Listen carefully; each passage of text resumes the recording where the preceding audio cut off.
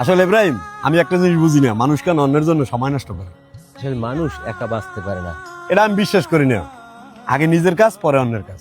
তুই একদিন বুঝবি মানুষের আসল সম্পদ টাকা নয়, মানুষের আসল সম্পদ হলো মানুষ। आराम से मर जाऊं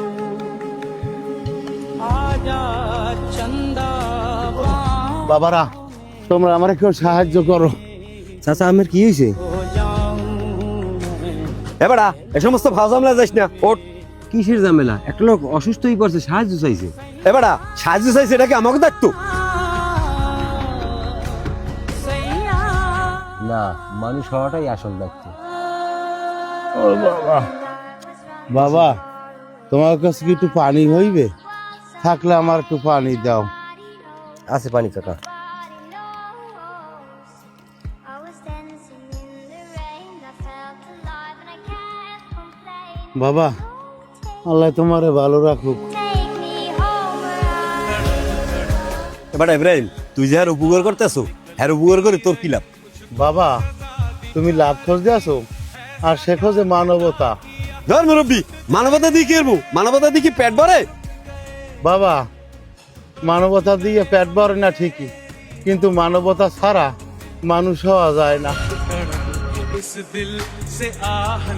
বাবা, আজ আমি বিপদে পড়ছি, ধরো কাল যদি তুমি বিপদে পড়ো, তখন তুমি কি করবা বাবা?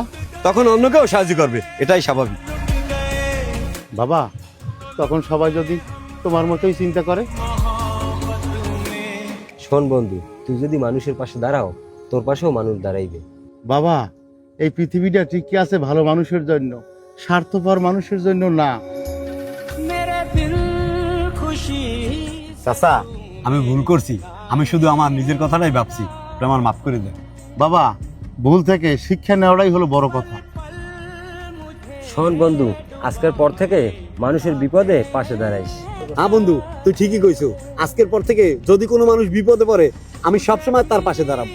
মনে রেখো বাবা, ভালো মানুষ হওয়া কঠিন না, শুধু নিজের আগে অন্যের কষ্টটাও একটু দেখতে হয়।